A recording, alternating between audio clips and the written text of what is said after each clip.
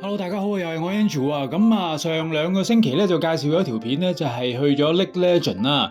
咁 Lake Legend 顧名思義咧，咁就梗係要係湖景咁先至係叫做 Pool Villa 嘅豪宅啦。咁但係咧，其實咧佢喺裏邊咧，個 project 裏邊咧，亦都分開兩種類嘅。一種咧就係湖邊啦，即係上次睇片可以睇翻我哋 YouTube 片嗰度介紹啦。咁另外一啲咧就係內街，內街嘅意思即係唔係喺湖邊啦。咁佢哋個價錢咧就非常大分別啦，咁同埋佢兩層咧，佢嗰隻裏邊內街嘅咧都分兩隻 size 嘅。咁依家我哋就介紹咧內街裏邊有隻489平方米，即係差唔多成5000尺，係兩層高啦，又係4套房啦，兩個客廳啦，同埋兩個係所謂佢哋叫化妝房咁樣。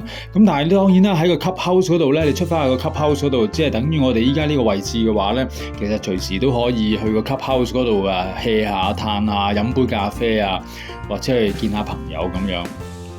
咁上次咧，我哋就係睇一隻喺湖邊嘅，咁佢同埋喺湖邊嗰度咧，就變咗佢哋係規劃咗自己有個小花園啦，咁可以係喺度行下、做下晨運啊，或者係食完飯嘛，夜晚可以喺度walk下咁樣。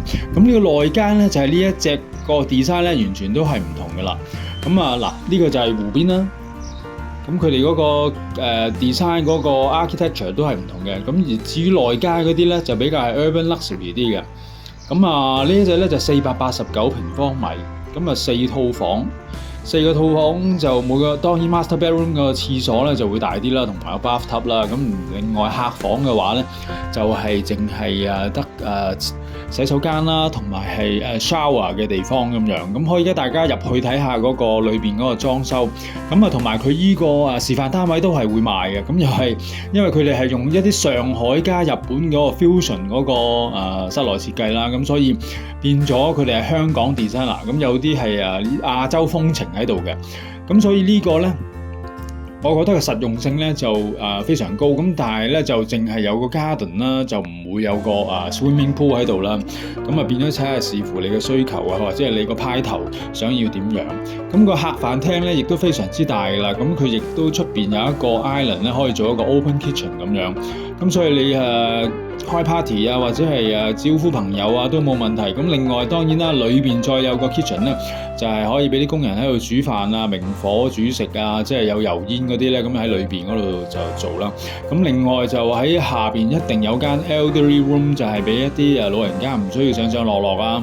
咁同埋佢哋起身自己有翻一個privacy 嘅廁所啊，同埋一出去推門嘅話咧，都係會有一個好大嘅花園俾佢哋可以做下體操啊、晨運啊、耍下太極啊咁樣。咁所以呢個示範單位咧，佢哋都做咗好靚嗰個標煙嗰個家私啦、入牆櫃啊，同埋所有瓷磚啦、洗手間裏邊嘅擺設啊，各樣嘢咁樣。咁依家推咗門出去嘅話咧，大家就會見到有個非常之大嗰個公園喺度。咁如果當然啦，自己可以再去改變整翻一個jacuzzi 喺度浸下、飲下香檳都冇問題嘅。但係只不過咧，佢交樓嘅時候咧就唔會有送埋泳池呢一樣嗰個配套俾你哋。咁當然啦，行樓梯嘅話咧都唔會話好多級數啦。咁同埋佢又闊啊，同埋亦都係好舒服啦。咁行10零級就上到去一個偏廳嘅位置啦。咁大家可能食完飯啊，各自就入翻房睇電視啊，或者係出嚟傾兩句咁樣，就唔需要喺下邊再喺客廳開冷氣啊，開晒下邊啲燈啊。咁所以咧就可以喺2樓呢個偏廳嗰度咧，再睇一陣電視，傾一陣偈咧，然後先至再入房瞓覺都未遲。咁個花園就非常之大啦，差唔多成3000尺都有。咁所以咧就係你出邊整個千秋喺度啊，整個泳池喺度啊，整個涼亭喺度啊，咁都可以隨得你自己所有嘅要求。咁喺嗰個master bedroom 出邊咧，咁亦都有一個非常大嘅 balcony 嘅。咁有啲人咧就會做埋一個頂啦，做埋一個係好似一個 roof 咁樣啦，咁半開放式，咁可以出去夜晚啊，或者係黃昏嘅時候咧，就可以乘涼啊、唞下咁樣，有個戶外區域。咁master bedroom 非常之大啦，有 walk-in closet 啦，有 he and she 嘅洗手盆啦，亦都有一個非常大嘅 bathtub 啦，有係啦，乾濕兩邊分開嗰個 toilet 嗰個設施啦，咁同埋頭先見到一張好大嘅書台啊，或者係化妝台啊咁樣，咁所以咧呢一個價錢同埋呢一個面積咧，我覺得係個實用性係非常之高嘅。咁當然就唔會話嗰個氣勢磅礴，好似上次睇嗰條片咁樣個湖邊同埋有個好似無邊際泳池咁樣，咁水連水，咁然後就成30幾尺落地玻璃，咁全部嗰個湖景都係收入咗佢間屋嗰個客廳同埋嗰個飯廳裏邊。咁呢啲咧就係比較合泰國典型啲嘅室內設計同埋嗰個屋嗰個layout。哇！頭先嗰間 master bedroom 啦，咁呢間其實個second master bedroom 都非常之大噶啦。咁每個睡房咧都係有個 walk-in closet， 再加埋一個洗手間咁樣，咁非常之大啦已經淨係一間房已經大過好多香港嘅差唔多好似豪宅咁樣嗰個設備可以間多2間房喺度咁樣。